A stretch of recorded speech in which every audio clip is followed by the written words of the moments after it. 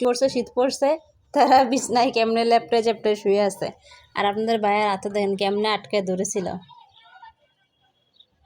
ও হচ্ছে আমার মিকো, অনেক আদর পেয়েছি, তবে ও সবার কাছ থেকে আদর নেয় না।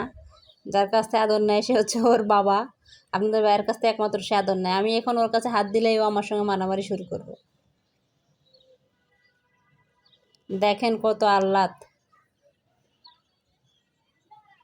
কি হয়েছে মিকো?